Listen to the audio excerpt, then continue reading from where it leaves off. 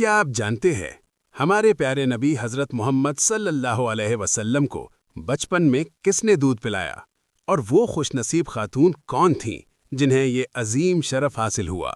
یہ ایک ایسا خوبصورت واقعہ ہے جس میں محبت بھی ہے، برکت بھی اور اللہ کی خاص رحمت بھی۔ دوستو، نبی کریم صلی اللہ علیہ وسلم کو سب سے پہلے آپ کی والدہ حضرت آمنہ رضی اللہ عنہا نے دودھ پلایا۔ اس کے بعد ایک اور عظیم خاتون کو یہ سعادت حاصل ہوئی جن کا نام تھا حضرت حلیمہ سعدیہ رضی اللہ عنہا۔ وہ قبیلہ بنی سعد سے تعلق رکھتی تھیں اور مکہ مکرمہ میں بچوں کو دودھ پلانے کے لیے آیا کرتی تھیں۔ اس زمانے میں یہ رواج تھا کہ شہر کے بچے دیہات میں پرورش پاتے تاکہ خالص ماحول اور اچھی زبان سیکھ سکیں۔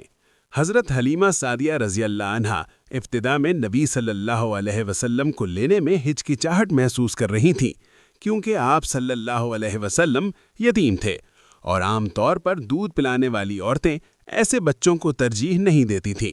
لیکن آخر کار انہوں نے نبی کریم صلی اللہ علیہ وسلم کو لے لیا اور یہی فیصلہ ان کی زندگی کا سب سے بڑا بابرکت فیصلہ بن گیا۔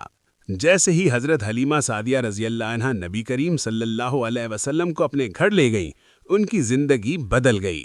ان کے گھر میں برکت آ گئی، خشک زمین ہری بھری ہو گئی، کمزور جانور طاقتور ہو گئے اور دودھ کی کمی ختم ہو گئی۔ یہ سب اس بات کی نشانی تھی کہ نبی کریم صلی اللہ علیہ وسلم اللہ کے خاص محبوب ہیں اور جہاں جاتے ہیں وہاں رحمتیں نازل ہو جاتی ہیں۔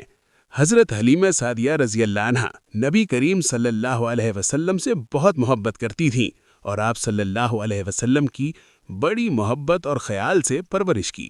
نبی کریم صلی اللہ علیہ وسلم بھی بچپن میں نہایت نرم دل، شریف اور پرسکون طبیعت کے مالک تھے۔ اس واقعے سے ہمیں یہ سبق ملتا ہے کہ نبی صلی اللہ علیہ وسلم کی ذات سراسر برکت اور رحمت ہے، اور جو لوگ آپ صلی اللہ علیہ وسلم سے محبت کرتے ہیں اللہ تعالیٰ ان کی زندگیوں میں بھی برکت عطا فرماتا ہے۔